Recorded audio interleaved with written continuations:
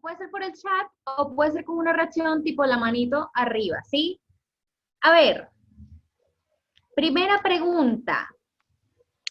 ¿Alguna vez has tenido experiencias de depresión?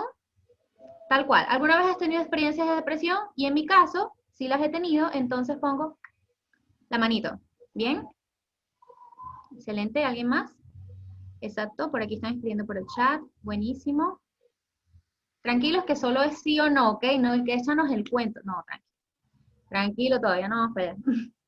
Ok, siguiente pregunta. Eh, ¿Te preocupa la estigmatización sobre ti si dices que estás deprimido? O sea, ¿te preocupan lo que piensan los demás sobre ti si dices que estás deprimido? Sí, me preocupa. No mucho, Alberto. ¿Alguien más? Hernán. Hola, Hernán, qué bueno que estás acá. Ok. Hola, Siguiente Paola. pregunta. Siguiente pregunta. ¿Tienes episodios o has tenido episodios de ansiedad recurrente? ¿Tienes episodios, has tenido episodios recurrentes? Gaby, tú sabes que te vamos a dar el número de Johnny, ¿oíste? Porque Gaby es la única que... Excelente, Gaby. En realidad, esa es la idea. Todos hemos sentido esto. Ok, Erimar dice no, Isaki, no identificada, más no entendí eso. Ok, siguiente pregunta. ¿Buscaste ayuda? ¿Has buscado ayuda? En mi caso, sí. Busqué ayuda. Ok, ¿alguien más ha buscado ayuda? Sí, sí, sí, sí, sí. Excelente. ¿Alguno puede decir que buscó ayuda y no consiguió ayuda? Eso también puede pasar. ¿Buscaste ayuda y no conseguiste ayuda? Queremos saberlo. Última pregunta para continuar. ¿Consideras que es pecado estar deprimido? ¿Consideras que es pecado estar deprimido? No lo sé. Buenísimo. Sí, no lo sé. Ok. Es bueno saberlo. No, no, no, no. Ok. Pues de mucho y más estaremos hablando a continuación. Pónganse cómodos y busquen la forma de participar lo más que puedan. A ver, Mau. Bueno, pero antes de, de entrar en el tema en sí, vamos a hacer un juego, que es Quién Soy. Ya lo hemos jugado aquí en otras citas anteriormente, pero hoy vamos a colocar algunos personajes que han sentido ansiedad, han sentido depresión, han sentido dolor. ¿Cómo lo vamos a hacer? Yo voy a elegir una persona de ustedes y entonces le voy a pedir que se voltee, que no pueda ver la pantalla. Mientras esa persona está volteada, yo les voy a poner a los demás un nombre de ese personaje. Cuando pase el tiempo, esa persona que yo elegí va a voltearse y va a hacer una pregunta. ¿Es hombre? Y entonces todos le vamos a responder con el micrófono apagado. No, si no es. ¿Sí o no? Oh, sí, sí es. Es un personaje real, es un personaje ficticio, es una comiquita. Así hasta poder adivinar quién es ese personaje. La primera persona que voy a elegir es a Venezuela Los Andes.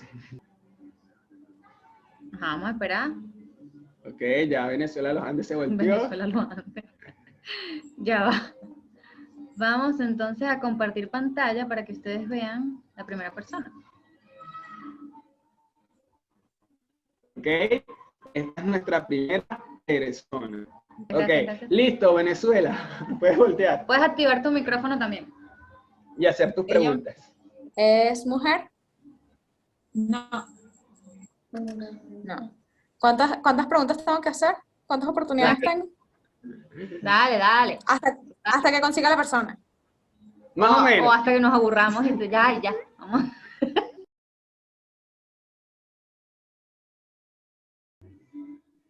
Pueden verlo allí, ¿verdad? Sí, perfecto. Ok. Voy a arrimarme por aquí. Ok, ese es el tema entonces de analizar en la tarde de hoy. Estén atentos, anoten cualquier pregunta o inquietudes que tengan al respecto y luego conversamos. Y lo primero que tenemos es la definición de ansiedad. ¿Ok? Dice esta definición que es un sentimiento de miedo. No sé si alguno de ustedes ha sentido eso. Sentimiento de miedo, temor e inquietud.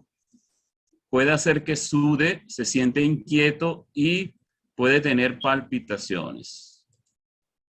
¿Ok? Dice aquí, ¿verdad? Puede hacer que sude, se sienta inquieto y tenso y tener palpitaciones y puede ser una reacción normal al estrés. Es decir, que en otras palabras, es normal tener ansiedad. Cuando, por ejemplo, vamos a presentar un examen, ¿sí? O vamos a una entrevista de trabajo, ¿verdad? Que empezamos a sudar, nos asustamos o estamos en una zona de peligro, por ejemplo, a las 10 de la noche por una calle de Caracas, eso genera mucha ansiedad. Pero es una ansiedad que les permite estar alerta. Por eso que, en cierta manera, es favorable tener ese tipo de ansiedad en determinados momentos, porque te permite estar alerta. Si tú estás en una zona oscura a las 10 de la noche, se te disparan las alarmas y tú estás pendiente ante cualquier ruido, cualquier movimiento. Estás ansioso, pero te permite estar alerta. ¿Sí me entienden? Entonces, podemos decir que es una ansiedad normal y reactiva a la situación. Causas de la ansiedad. Como ya les dije, ¿verdad? Dice que puede ser normal en situaciones estresantes, como hablar en público o rendir un examen, y es solo un indicador de una enfermedad subyacente cuando los sentimientos se vuelven excesivos, se experimentan en todo momento y dificultan llevar una vida normal. Es decir, lo de arriba es normal, situaciones de estrés, pero cuando se trata de una enfermedad, cuando los sentimientos se vuelven excesivos, es decir, cuando alguien está ansioso por cualquier circunstancia, se experimenta en todo momento y dificulta llevar una vida normal. ¿Sí? Alguien, por ejemplo, que está almorzando y ya está ansioso porque no sabe qué va a cenar, y está inquieto y suda, o de repente está en un sitio y empieza a sudar y no sabe por qué, no hay un peligro inminente, entonces en ese momento estamos hablando ya de una enfermedad, ¿ok? Que es lo que se llama un trastorno de ansiedad. Entonces ya saben lo que es ansiedad reactiva, vamos a llamarla una ansiedad normal propia del momento, y pasamos a un trastorno de ansiedad cuando ya se hace frecuente sin razón alguna. Entonces ahí estamos ante un trastorno. ¿Por qué un trastorno? Porque, como lo decía la definición, no nos permite llevar una vida normal.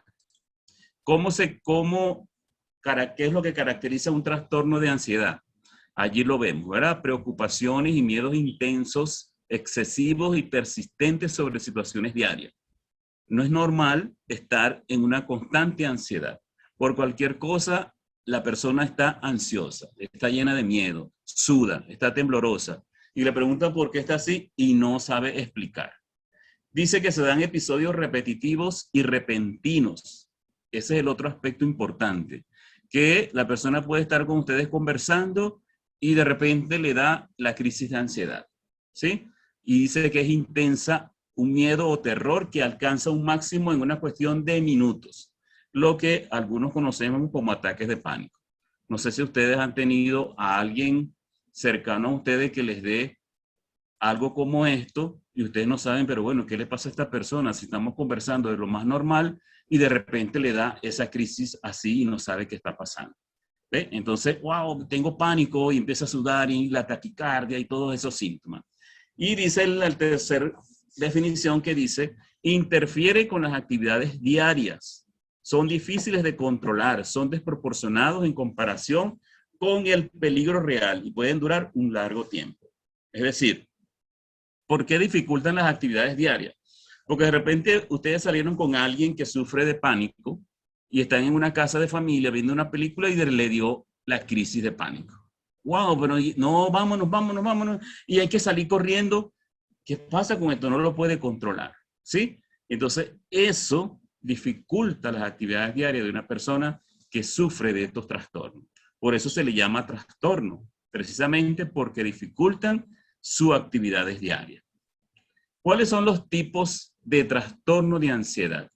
Entonces, hay el conocido como la ansiedad o el trastorno de ansiedad generalizada, que es una preocupación excesiva por los problemas comunes, como la salud, el dinero, el trabajo, la familia, y las tienen casi todos los días durante al menos 6 meses. Imagínense ustedes, alguien debe sufrir mucho o sufren mucho las personas que viven en esa constante ansiedad. Todos los días preocupados por cosas que no tienen sentido. Está el trastorno de pánico, que ustedes lo han escuchado nombrar mucho, que ya les dije algunas cosas de él, que son repentinos y repetitivos, momentos de miedo intenso sin haber un peligro aparente. Los ataques se producen rápidamente y pueden durar varios minutos o más. ¿Ok? Se han dado casos y uno dice, wow, pero esta persona sí es manipuladora. No entiendo por qué. Eso es manipulación. Y no logramos entender a alguien que sufre de trastornos de pánico. ¿Ok? Y están las fobias, que a lo mejor algunos de ustedes la tienen. Miedo intenso a algo que representa poco o ningún peligro real. Por ejemplo, fobia a las cucarachas. ¿Verdad? Sobre todo las damas no pueden ver una cucaracha, una chiripa porque pegan aquellos gritos, porque no, y empiezan a temblar y a sudar y todo aquello. ¿Ok? Dice que es un peligro, es un miedo intenso a algo que representa poco o ningún peligro real. Su miedo puede ser por arañas, volar en un avión, por ejemplo, ir a lugares concurridos o estar en situaciones sociales. Hay gente, por ejemplo, que les da miedo estar en masas, pues.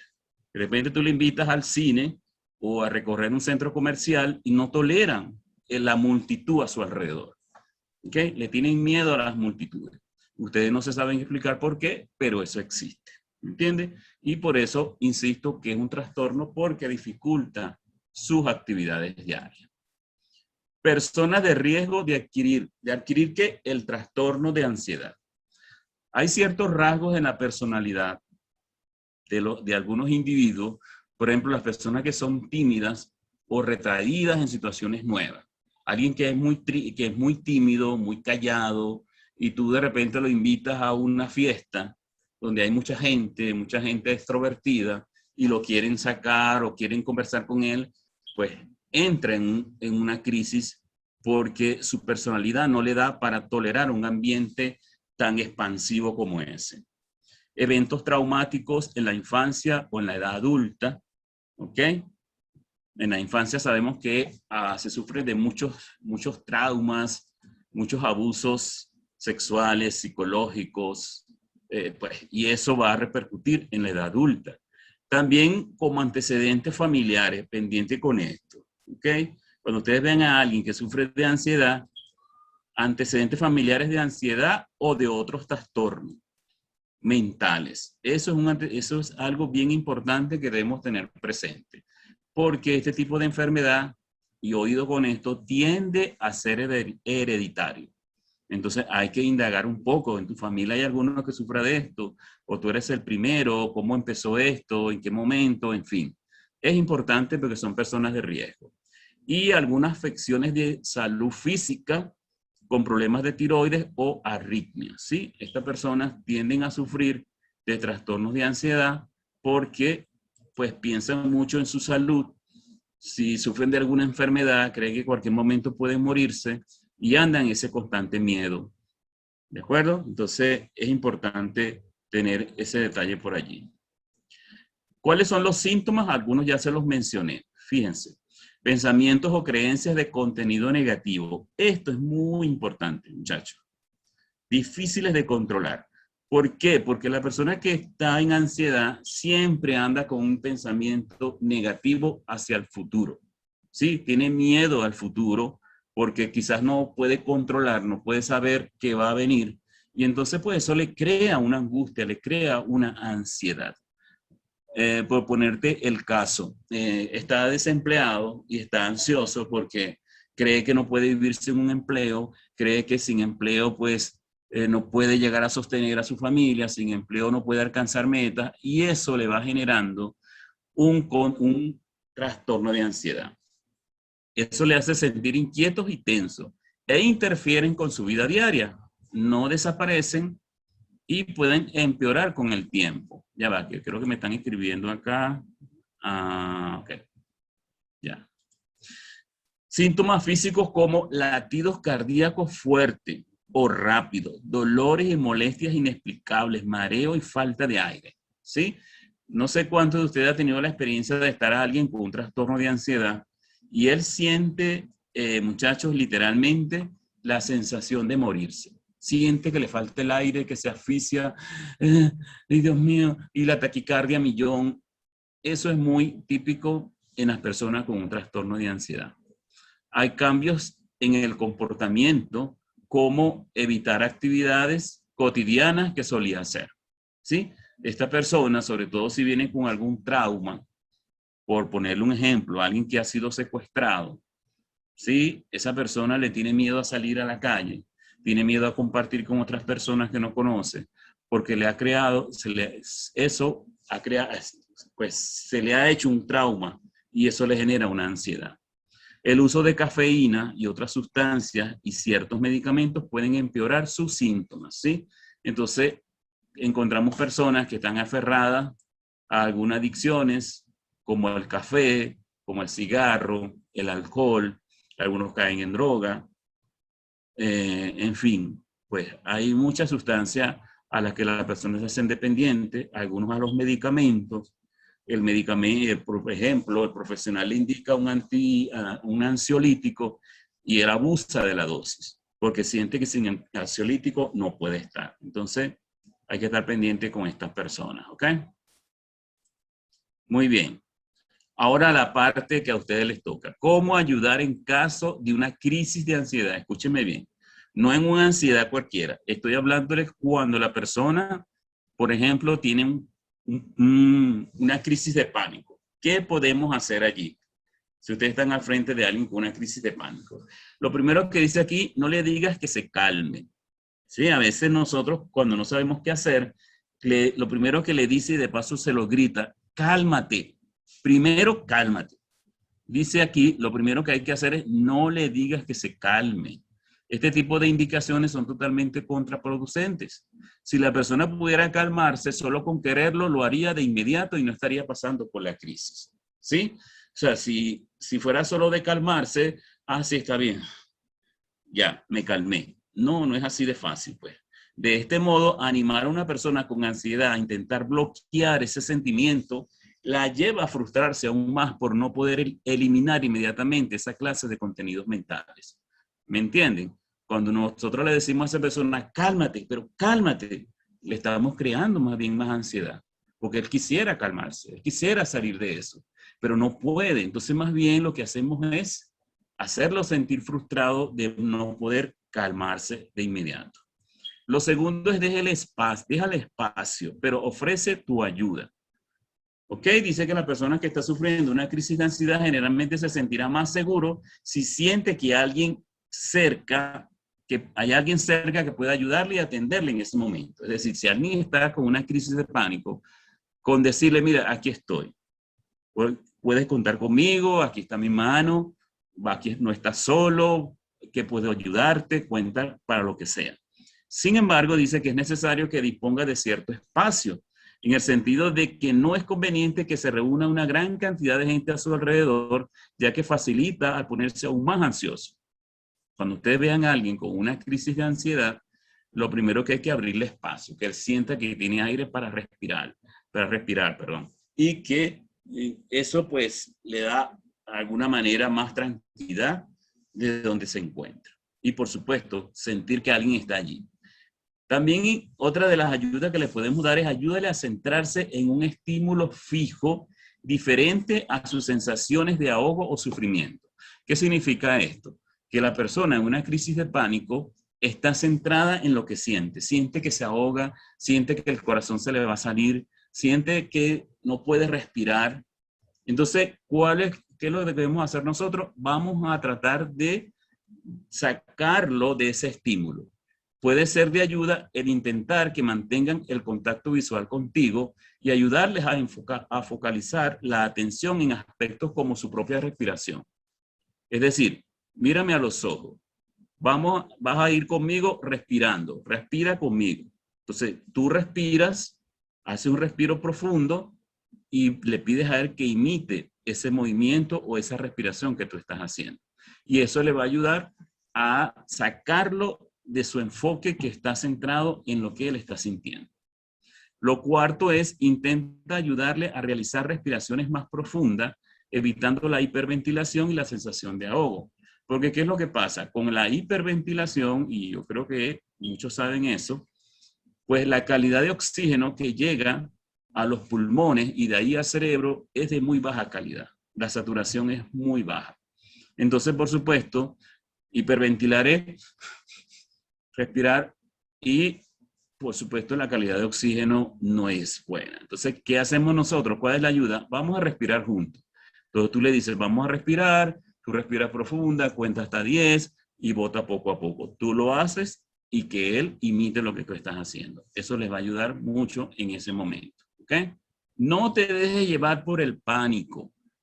¿Por qué? Dice acá, ¿verdad? Cuando dice que no te dejes llevar por el pánico, es porque una persona con una crisis de pánico te va a decir, me muero, siento que me muero, no puedo respirar.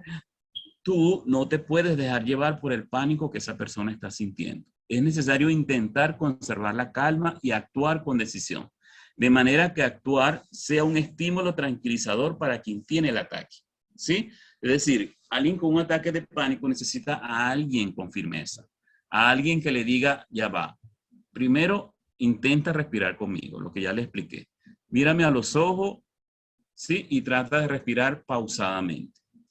De manera que él se sienta que eso que él está sintiendo no es importante. No es una cosa que a el otro lo tiene agobiado. Entonces ustedes tienen que tener el control. El número 6 es habla claro y con voz calmada. Esto puede ayudar a rebajar el nivel de activación, especialmente si está procesando y entiende lo que le decimos. Es decir, tú tienes que tener el control porque tú eres el que lo está auxiliando en ese momento. Habla claro y con voz calmada, como le estoy hablando yo tal cual. ¿Ok? Bien, espera. Vamos a respirar juntos. Luego contamos hasta 10. ¿Sí? Y esa vez, de manera que él sienta que tiene un apoyo en ese momento. El número 7, recuérdale que la ansiedad termina pasando. Eso sobre todo cuando una persona ha tenido esos ataques con anterioridad.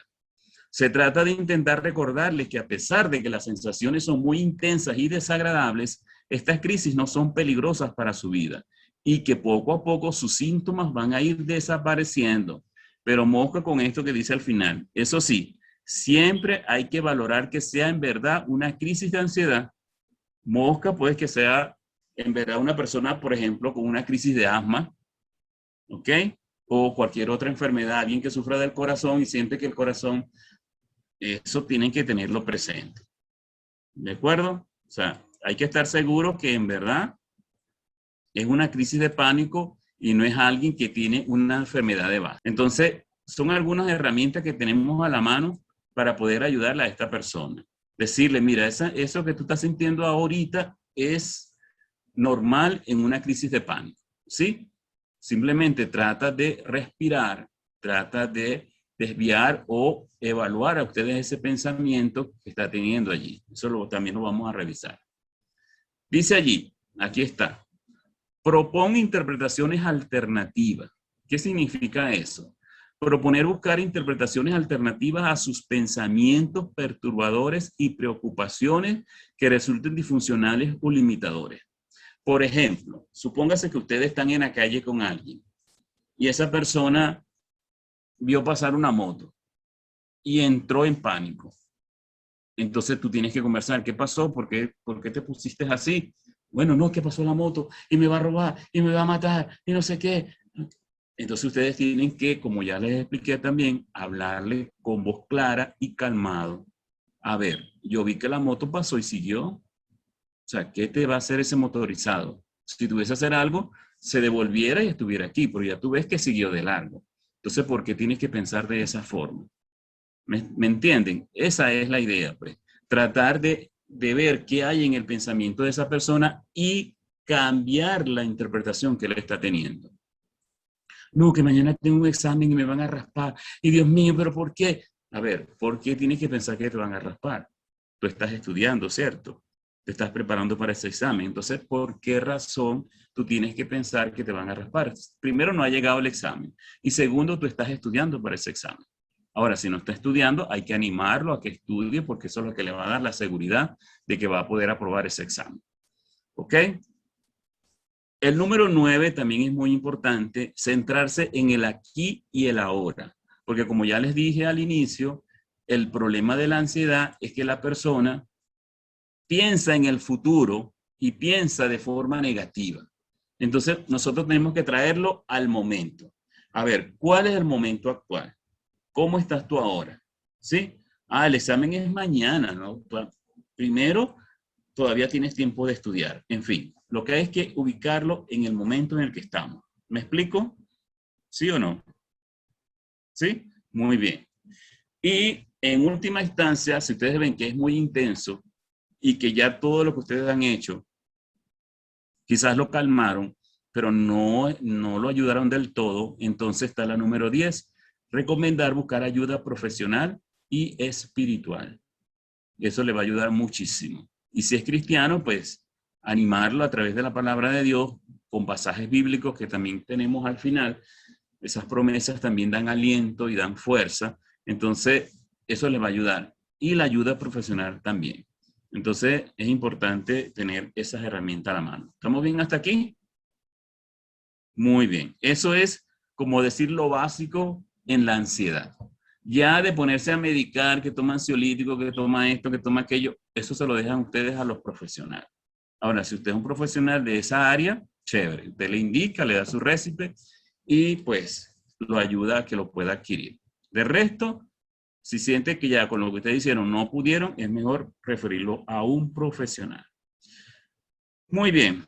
Vamos a empezar a hablar del otro tema que es la depresión, que ya algunos de ustedes están expertos en esto, porque ya han escuchado hablar sobre este tema o lo han vivido en carne propia, una depresión.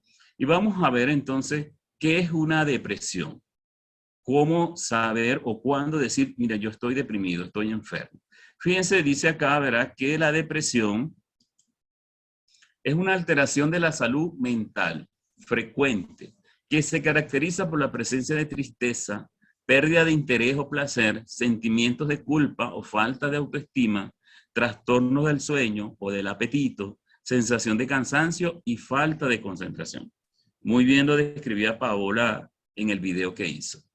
Entonces, cuando ustedes sientan o conozcan de alguien que está sintiendo estos síntomas, entonces probablemente está en una situación de depresión. ¿Cómo o cuáles son los tipos de depresión? Y aquí es importante que lo tengamos claro. ¿Cuándo es una enfermedad y cuándo es sencillamente una situación del momento? Por ejemplo, la depresión clínica es una enfermedad grave, ¿ok?, y común que afecta física y mentalmente el modo de sentir y de pensar y por ende el de actuar. Recuérdense que es una triada: emoción, pensamiento y acción. Entonces, cuando hay una depresión clínica, es decir, como establecida como enfermedad, que es cuando entra el profesional e indica tratamiento, afecta física y mentalmente el modo de sentir y de pensar. ¿Por qué físicamente? Porque la persona no tiene fuerza, hay un agotamiento físico, no le provoca hacer nada, quiere estar acostado, quiere dormir, no quiere salir a trabajar, todo lo demás, ¿ok? Dice que puede provocar deseo de alejarse de la familia. Cuando hablamos o cuando Gaby al inicio describía cómo estaba sintiéndose, vemos que ella hablaba ahí de alejarse, de estar sola, no quiere compartir con nadie. Entonces, el lugar más apropiado para esa persona es su cuarto, es su cama. Por eso yo les mostraba la almohada, ¿verdad? Porque van a refugiarse en su almohada, allí van a llorar, van a dormir, van a leer, van a hacer todo. Entonces dice, ¿verdad?, que puede además causar ansiedad, pérdida del sueño, del apetito y falta de interés o placer en realizar diferentes actividades. Una persona que constantemente compartía con amigos o iba al cine o tiene su pareja, está casado, pero no, pues no quiere nada con su pareja, el novio o la novia lo invita, no quiero salir, en fin, no tiene ganas de hacer aquello que antes le producía mucho placer. Y está aquella era la depresión clínica, ¿de acuerdo? Está la depresión reactiva o trastornos adaptativos. ¿Qué es eso? Dice acá que es aquella que se produce como respuesta a un acontecimiento negativo de la vida del sujeto, no teniendo por qué brotar inmediatamente después del acontecimiento desencadenante, sino que puede aparecer hasta semanas o meses después. ¿Qué es una depresión reactiva? Por ejemplo, cuando ocurren eventos que nos hacen sentir tristes. Pérdida del empleo, por ejemplo. Me estoy divorciando, estoy pasando por un problema difícil con unos amigos, o estoy teniendo problemas en la iglesia con algunas personas. Entonces, eso me causa a mí un problema en mi estado de ánimo. Me siento triste, me siento desganado, siento que, ok, pero no es una depresión que hay que buscarle el profesional para que le coloque antidepresivo, el medicamento para que lo saque de esto. No, es una depresión propia del momento. Por supuesto, cuando la persona no puede con eso, no sabe cómo lidiar o cómo sobrellevar este proceso, entonces allí acude al profesional. Pero no necesariamente el profesional le va a colocar medicamento, ¿ok? Puede ser con solo terapia o psicoterapia, va a ir dándole tips de cómo ayudarle a salir a esa depresión. Y está la depresión situacional, que es una condición más común y usualmente de corta duración, que muchas veces es causada por el duelo o por un evento emocionalmente extremo. Por eso le poníamos de ejemplo a Jesús. ¿Por qué? Porque vemos que cuando Lázaro murió, Marta y la otra hermana María, abordaron a Jesús y dice que Jesús lloró. Jesús le dolió la muerte de Lázaro. Entonces vemos pues cómo en ese momento él estuvo triste por la pérdida de un amigo. Así nosotros por cualquier duelo, llámese pues la muerte de un familiar, llámese el divorcio, llámese la muerte de una mascota, que algunos se ríen porque uno llora. Yo lloré cuando se murió mi mascota. Entonces son depresiones por eventos, ¿ok? O cuando dice acá, tal como lo experimentan los pacientes que reciben un diagnóstico de cáncer, que son personas que se van a deprimir. O alguien que es deportista, imagínense un deportista profesional, sufre un accidente y pierde uno de sus miembros, una pierna, un brazo. Para él es un duelo que él tiene que procesar. Y eso se le llama entonces una depresión situacional. ¿Es normal? Vamos a llamarla normal. Es normal que cuando a mí se me muera un familiar yo me ponga triste y se me quite el hambre, ¿sí? Ahora, el problema es en el tiempo. Eso es lo que hay que tomar en cuenta acá y eso lo vamos a ver ahorita. El tiempo de duración. Eso es lo que hace la diferencia de cuando es una depresión clínica y cuando es una depresión de este tipo. Las señales y los síntomas. Muy bien, los síntomas de depresión pueden incluir, ya algunos saben estos síntomas, ¿verdad? Un estado de ánimo triste o ansioso, menos interés, ya hemos hablado de esto, menos interés de realizar las actividades que le producen placer, pérdida del deseo sexual, cambios en el apetito, pérdida, aumento de peso involuntario, dormir demasiado o muy poco, agitación, inquietud, caminar de un lado a otro. A veces vemos una persona que anda agitada o anda irritable y decimos, bueno, pero ¿qué le pasa a esta persona? Y lo que está es deprimida. Simplemente que no le gusta la sensación de sentirse triste y se torna irritable. Movimientos y habla lentos, ¿ok? Fatiga o pérdida de energía, sentimientos de inutilidad o culpa, dificultad para pensar, concentrarse o tomar decisiones, pensamiento recurrente de muerte o suicidio o intento de suicidio. ¿Por qué? Porque debido a toda esa cantidad de síntomas que ya describimos, la persona siente que no vale la pena seguir viviendo. ¿Ok? Y su vida pierde valor, no le importa si ya no quiere comer, no quiere levantarse de la cama, no le provoca salir a trabajar, ya no quiere tener intimidad con su pareja, nada. Entonces, ¿para qué seguir viviendo? Esa es la idea que pasa por la mente de esta persona. Las causas, sí, hay diversas causas. Una es las características genéticas, es decir, que las depresiones, muchachos, y oído con esto, especialmente las clínicas, las que son enfermedad, son hereditarias.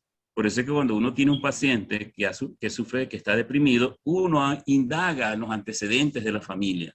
¿Ha habido algún deprimido en tu casa? ¿Alguno en tu casa se ha suicidado? Y eso te habla de un factor genético. Cambio en los niveles de neurotransmisores es una de las causas que produce la depresión. ¿Ok? Y pues cuando hacemos un examen exhaustivo, ¿qué pasa a nivel de los transmisores a nivel cerebral? Pues ahí vamos a ver cambios. Factores ambientales, como el clima, por ejemplo, a los países muy fríos, vemos personas que debido a las condiciones climáticas viven encerrados y eso le va generando, ese encierro le va generando depresión. ¿Ok?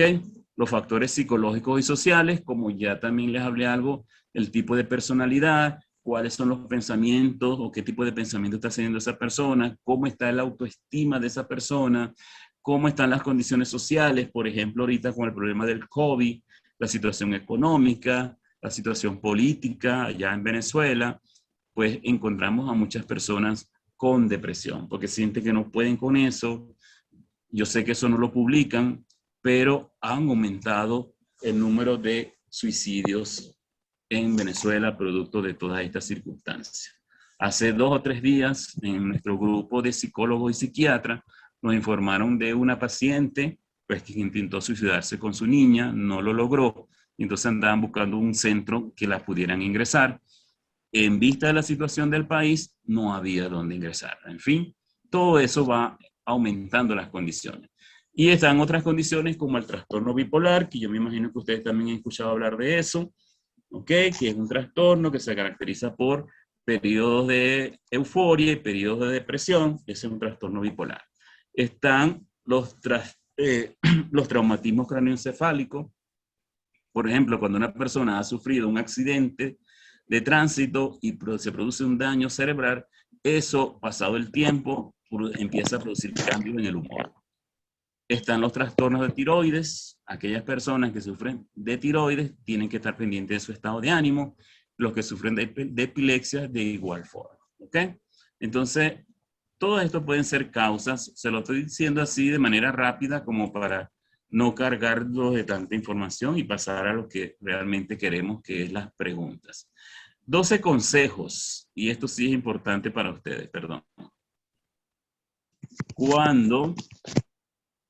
Para prevenir la depresión y la ansiedad. Eso es tanto en lo personal o para ayudar a otras personas que puedan estar pasando por esto. 1, hacer ejercicio. ¿Ok? Se ha determinado, se ha descubierto que el hacer ejercicio activa o estimula la liberación de endorfinas u hormonas, que es la que llaman hormonas del bienestar, de la alegría, de la tranquilidad. Entonces, al hacer ejercicio, esto ayuda. Entonces, cuando ustedes sientan o ustedes sepan de alguien que está empezándose a sentir estos síntomas de depresión o ansiedad, anímenlo a hacer ejercicio. ¿Ok? Caminar, al menos caminar, pero hay que liberar esas endorfinas. Comunica tus emociones. Y aquí juega un papel importante ustedes como amigos o familia de una persona que sufra de depresión y ansiedad. ¿Por qué? Porque una persona que se comunica, ¿se acuerdan cuando yo les dije que necesitamos de una oreja? Que quien quería ponerse sus orejas, o sus oídos, es por esto. Porque alguien con depresión necesita que alguien le escuche. Ojo, esas personas no están buscando solución, no están buscando que tú los regañes, no, simplemente escucha. Ok, tú quieres hablar, está bien, aquí estoy y deja que hable y drene, ok, oh, sí, wow, es todo lo que tienes que decir. Oye, vale, qué duro es eso. Solamente con decirle esas palabras, él siente que tú le estás entendiendo. Dice también que otra de las alternativas es comprometerse con un grupo. Como cuál, por ejemplo, si perteneces a una iglesia o en tu comunidad, enfocando sus energías en actividades positivas. Eso ayuda mucho. Recuerden que es para prevenir, porque si la persona ya está en depresión, no puede hacer nada de esto. No va a tener ganas de esto. Esto es para prevenir que la persona caiga en depresión o ansiedad. ¿Ok? Involucrarse en un grupo de ayuda. Y ahorita que hay tantas fundaciones, pues hay esa oportunidad. Escribir. También les pedí un papel y lápiz. Escribir para analizar el contenido de sus pensamientos. Muchos decían para drenar. No, la idea es que cuando se escribe, la persona va a plasmar en el papel qué hay en su pensamiento. Y una vez que lo pone afuera y empieza a leerlo, es más fácil de analizar. Es una estrategia muy buena y que se usa en el área de la salud mental. Escriba todo lo que está pasando por tu mente. Cuando tengas ganas de llorar o cuando te sientas muy triste, metido en tu cama, agarra un papel y empieza a escribir qué pensamientos estás teniendo. Y ustedes como amigos le pueden decir, bueno, después que escriba me los muestra, si quieres, pues. Pero la idea es que esa persona exprese y ponga en papel todas esas ideas que están pasando y él pueda evaluar qué tan riesgosas son esos pensamientos. Luego, alcanzar, como quinto, alcanzar la tranquilidad espiritual. ¿Cómo una persona puede alcanzar la tranquilidad espiritual? Aquí está, ¿verdad? Orar o refugiarse en un ambiente espiritual. Si usted es cristiano, pues la mejor opción que podemos tener es orar.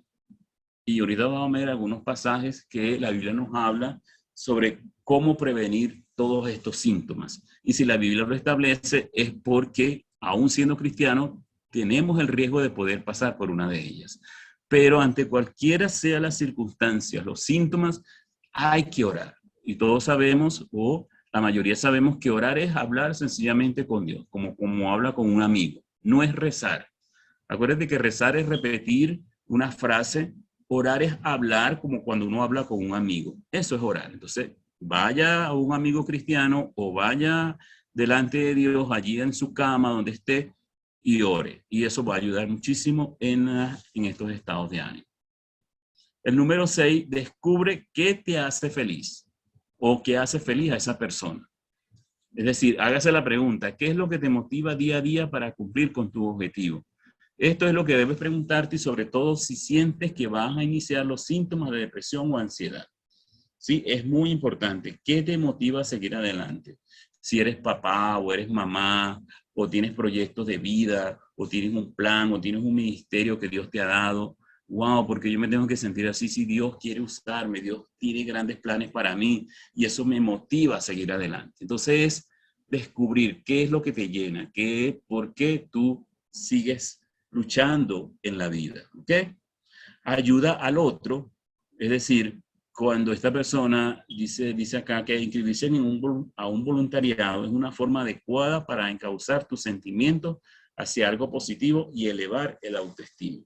Cuando tú sientes que tú estás ayudando, que eres parte de la solución y no del problema, que te sientes útil a la sociedad, eso va a ayudar mucho para prevenir pues, la depresión y la ansiedad.